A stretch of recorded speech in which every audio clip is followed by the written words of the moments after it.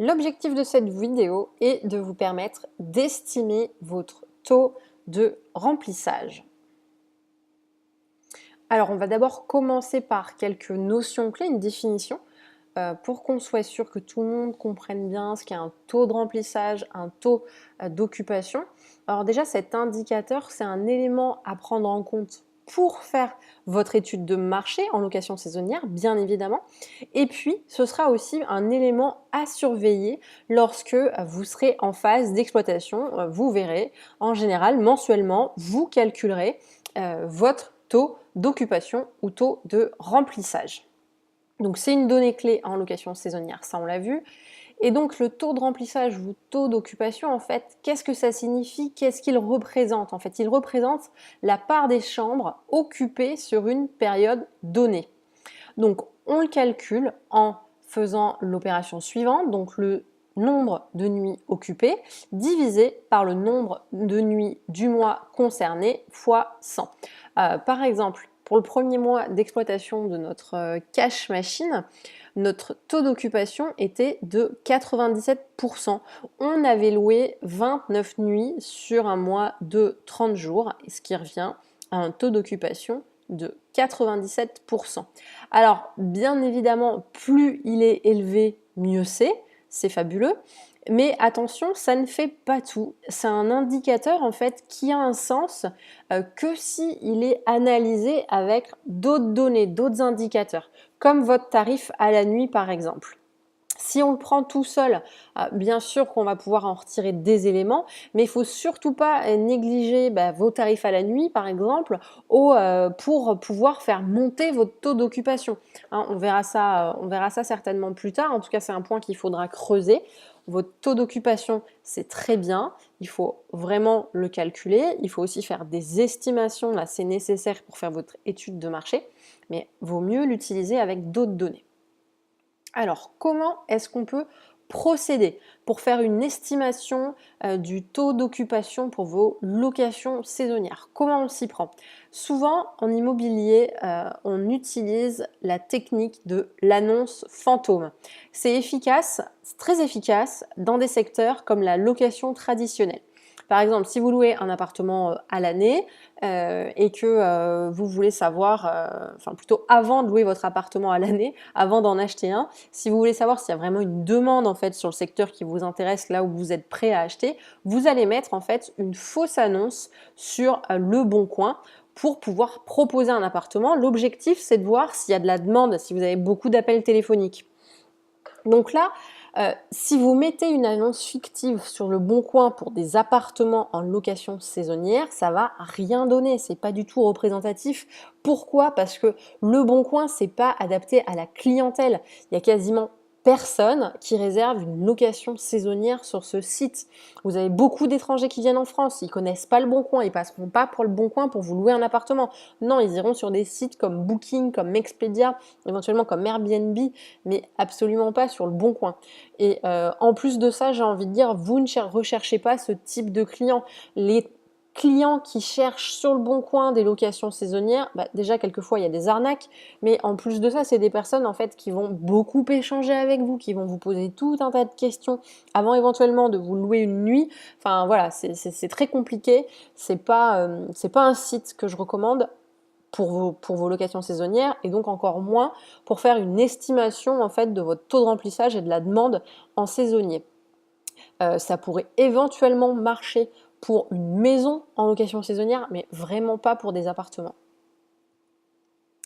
Alors maintenant, une annonce fictive sur Le Bon Coin, ça fonctionne pas, mais une annonce sur Airbnb, qu'est-ce que ça donne? J'ai envie de dire également non, parce que ce sera pas révélateur de la demande. Encore une fois, Airbnb représente une certaine part du marché de la location saisonnière. Voilà, vous risquez de rater 80 à 90% des clients, donc de la demande en fait. Vous ne saurez pas quelle est la véritable demande si vous vous cantonnez à Airbnb. En plus de ça, monter un compte fictif sur Airbnb alors que vous allez en créer un vrai d'ici quelques mois, bon, ça peut être un petit peu compliqué. Donc, on va s'en passer. On va voir comment on peut faire. Il y a une autre technique qui consiste à étudier le marché en analysant les calendriers d'autres loueurs d'appartements. Ça, c'est possible sur Airbnb. Vous pouvez accéder au calendrier de loueurs d'appartements. C'est assez simple. Vous faites une recherche sur Airbnb à des dates. Vous voyez les appartements qui sortent pour cette recherche, vous en sélectionnez quelques-uns, ceux qui vous intéressent le plus, ceux qui vous semblent voilà, avoir de bonnes notes, de nombreux commentaires clients, parce que s'il y a beaucoup de commentaires clients, ben, ça veut dire que ce sont des appartements qui ont un taux d'occupation a priori plus élevé que les autres, en tout cas ceux qui ont beaucoup moins de commentaires. Et puis, voilà, vous vous intéressez aux appartements qui vous tapent un petit peu à l'œil, ce que vous pourriez, vous aussi, faire en style d'appartement. Et donc, pour que ce soit pertinent, vous devez faire tout ça, bien sûr. Regardez les bonnes notes, les nombreux commentaires. Également, vous avez un taux, il me semble sur Airbnb, vous pouvez voir le taux de retour, enfin la rapidité en fait du loueur pour répondre aux questions des clients. En général, si c'est un très très bon taux, ça veut dire que c'est voilà, c'est aussi un indicateur du fait que ce sont de vrais pros de la location saisonnière. Ils n'attendent pas une semaine pour répondre à quelqu'un qui souhaiterait réserver leur appartement. Mais surtout, si vous utilisez cette méthode, il va falloir que vous soyez très patient et aussi méticuleux. Pourquoi patient? Parce que sur Airbnb, les calendriers sont bloqués au-delà d'une période de 3 mois. Ce qui veut dire que si vous voulez savoir pour tel appartement, s'il est occupé au mois d'août, alors qu'aujourd'hui, vous êtes au mois de février, ça, vous ne pourrez pas le voir. Deuxième chose, très importante, c'est que les réservations de dernière minute représentent la grande majorité des réservations. Donc en fait, quand vous regardez le calendrier d'un loueur d'appartement sur Airbnb, vous allez voir des calendriers qui sont très souvent vides. Mais vides pour les mois à venir, qui sont très peu remplis. En fait, vous allez les voir remplis pour les 15 jours qui viennent à peu près, et puis plus rien. Donc ça risque plutôt de vous faire peur, mais parce que la réalité, c'est que les réservations, la plupart des réservations sont faites à la dernière minute. Voilà, je vais vous donner quelques petites informations chiffrées. En fait, on a fait une extraction de nos données. Donc en fait, en bleu, c'est notre établissement. En gris, vous voyez, c'est le marché. Et en fait, ce sont les réservations qui ont été faites au cours des 90 derniers jours. Donc sur les 90 derniers jours, 30% des réservations, là je regarde le marché en gris, 30% des réservations se sont faites à la dernière minute, c'est-à-dire 24 heures avant l'arrivée des clients. 13% c'est fait 2 à 3 jours avant l'arrivée des clients. Près de 15% c'est fait 4 à 7 jours avant l'arrivée des clients. Donc vous voyez, là déjà, on est à quasiment 60% des réservations qui sont faites une semaine jusqu'à la veille de l'arrivée du client. Donc en regardant des calendriers, vous ne pouvez pas avoir des projections tout de suite maintenant sur les mois à venir, sur le taux de remplissage, sur le taux d'occupation en fait de ces loueurs. Vous n'auriez pas la bonne information. Si vous voulez faire le travail, en fait, il faut que vous le fassiez de façon très méticuleuse. Il faut quasiment que vous alliez regarder, tous les jours ou tous les 2 jours ou plusieurs fois dans la semaine, le calendrier des appartements que vous suivez pour voir comment il évolue, comment il se remplit. Autrement, si vous le faites là tout de suite et que vous voulez avoir une vision du remplissage pour les 3 mois à venir, vous n'y arriverez pas, ce sera la façon de procéder et c'est celle-là qu'on vous conseille. C'est tout simplement de faire une recherche dans Google, taux d'occupation plus le nom de votre ville ou taux de remplissage plus le nom de votre ville. Ça fonctionne pour un très très grand nombre de villes. Juste avant de faire cette vidéo, en fait, j'ai fait l'exercice en prenant Lyon. J'ai tapé taux d'occupation Lyon et en fait, en premier ou en deuxième résultat, en fait, je suis tombée sur un rapport de la Chambre de commerce et d'industrie. Donc, faut savoir aussi que les CCI sont une source d'informations importante pour vous qui prospectez, qui recherchez des informations sur les locations saisonnières. Les CCI peuvent vous en donner. Donc n'oubliez pas cette source-là, c'est très important pour vous, pour faire votre étude de marché, qu'elle soit la plus fine possible. Et donc sur ce site, j'ai trouvé le taux de remplissage pour Lyon, mais j'ai aussi trouvé le taux de remplissage de quelques grandes villes de France, et puis le taux de remplissage moyen pour la France. Donc là, c'est des chiffres qui concernent 2015, qui concernent l'hôtellerie.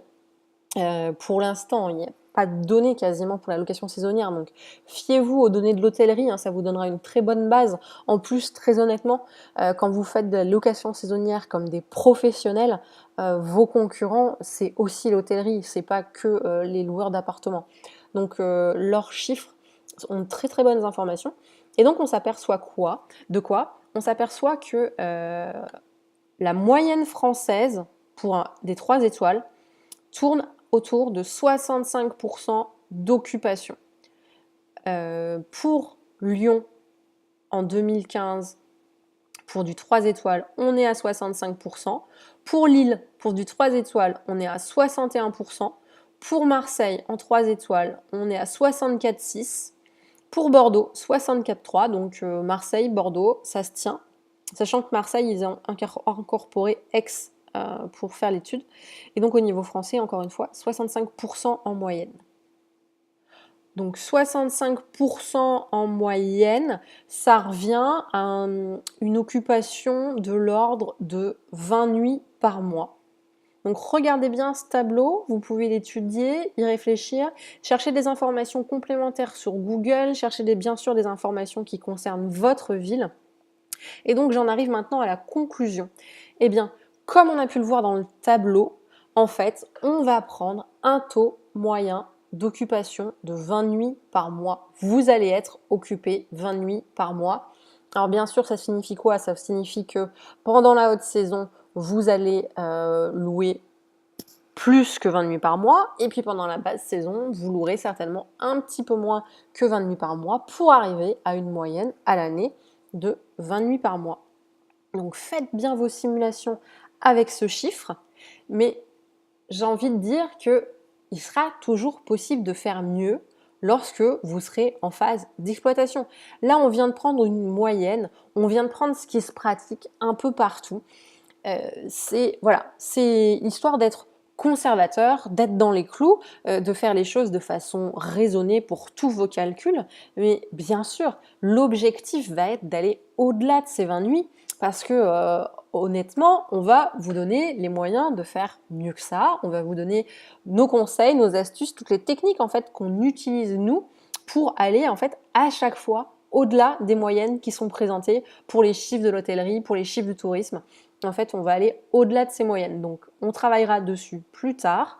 En tout cas, ici, pour votre évaluation, votre étude de marché, partez sur une base d'occupation de 20 nuits par mois.